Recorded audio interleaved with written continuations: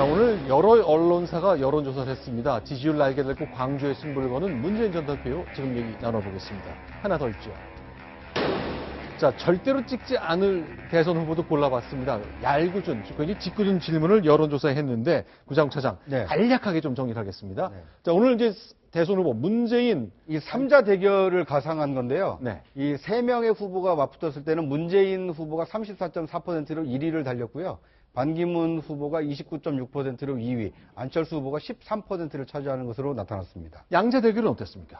네, 양자 대결에서도 문재인 후보가 상당히 좀 앞서는 것으로 나타났는데요. 네. 이 문재인 후보가 40.7%, 반기문 전 유엔 사무총장이 35%로 오차범위를 근소한 차로 벗어나서 문재인 전 대표가 앞서는 것으로 나타났습니다. 자, 이제 문재인 대표 오늘 이제 정세균 국회의장 예방하면서 굉장히 자신 있고 호기롭게 새 해를 시작하게 됐습니다. 지지율상으로는 글쎄요, 탄핵 전보다 많이 앞섰습니다. 그렇게 된 거죠?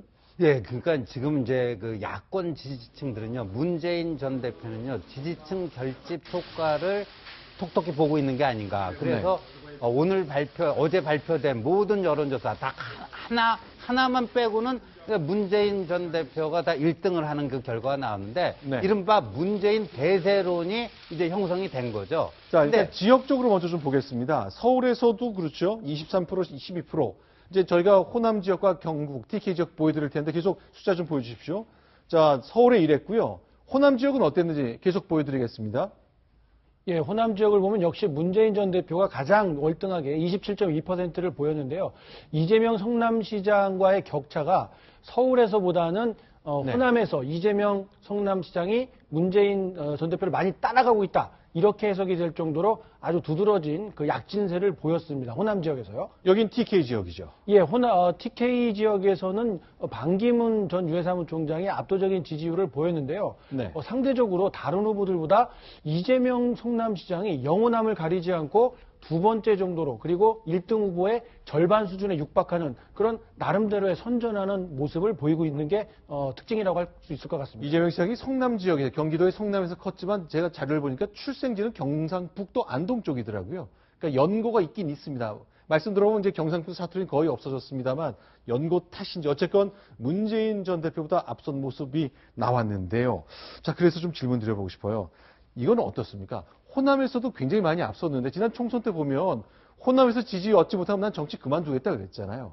근데 이제 완전히 결과는 안 좋았는데 100% 사과는 없었지만 호남이 결국 문재인 전 대표에게 마음을 몰아주는 형국이네요. 그러니까 호남의 그 투표 행태, 호남의 네. 표심할 때 가장 우리가 많이 얘기하는 게 뭡니까? 전략적 투표 행위라는 게 있지 않습니까? 그렇죠. 그러니까 단순히 호감, 비호감 여부로 누구를 지지하는 게 아니라 전략적으로 네. 그 선택을 한다는 거죠. 네. 그렇다면 지금 전국적으로 박근혜 대통령에 대한 심판, 탄핵, 이 분위기가 압도적인 거 아니겠습니까? 그러니까 네. 박근혜 정권에 대한 응징, 그게 바로 이제 정권 교체에 대한 열망으로 나타나는 거기 때문에 네. 그렇게 봤을 때는 그 뭡니까? 전략적 선택이라는 거는 될 만한 후보에게 확 좀 힘을 네. 실어주자 네. 하는 그런 거기 때문에 안철수 전 대표가 저렇게 떨어지는 만큼 네. 문재인 전 대표가 그 뭐라 그럴까? 그걸 다 챙겨가고 있다. 네. 그런 그 해석이 가능해질 것 같습니다. 이건 이제 절대 뽑지 않겠다는 후보를 질문을 해봤더니 이 사람은 절대 안 돼.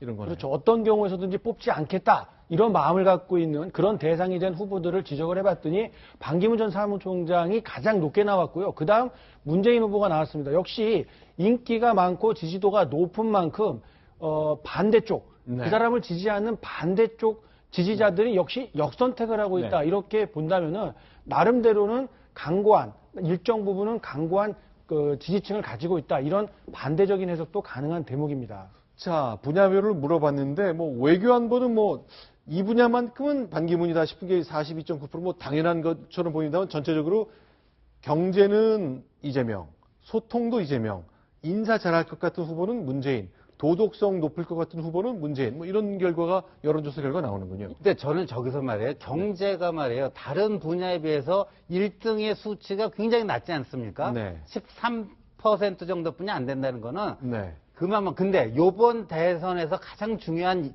그 분야가 어디겠습니까? 경제 아니겠습니까? 그렇죠. 그러니까 우리 유권자들의 대부분이 경제에 과연 누가 능력이 있는가에 대해서 아직도 다들 뭐라고 할까요? 퀘스천 마크, 이 미확인 상태다. 그러니까 저 분야가 그만큼 휘발성도 크고 앞으로의 대선 국면에 있어서 여러 가지 변화 가능성, 그거를 보여주는 대목이 아닌가 보여집니다.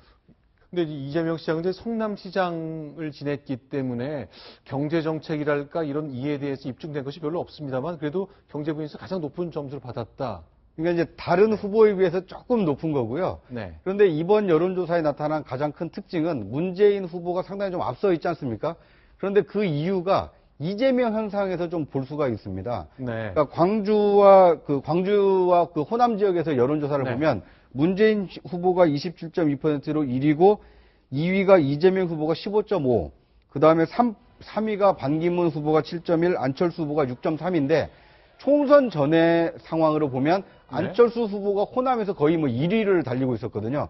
그러다 보니까 문재인 후보 지지율이 굉장히 저조하게 나왔는데 그런데 이번에 호남에서 반기문 후보는 문재인 후보는 그 기존 지지율을 유지하고 있었지만 이재명 성남시장이 안철수 의원이 가지고 있었던 이 호남 지지를 잡아먹으니까 뺏어가니까 상대적으로 안철수 의원은 떨어지고 또 이재명 그 효과를 본 문재인 후보가 전국적으로 고른 지지율로 좀 안정화 단계에 들어갔다. 그러니까 이재명 현상이 역설적으로 문재인 대망론과 이 대세론을 좀 만들어주는데 일조하고 있다. 이렇게 이런 해석이 가능할 것 같습니다.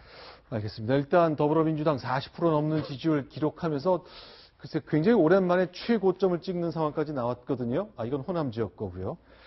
자, 알겠습니다. 다음 소식 좀 넘어가 보겠습니다. 오늘 들려온 소식입니다. 유럽에서 온 소식인데 정유라 씨와 관련된 여러 가지 소식 들어와 있습니다. 소개하겠습니다.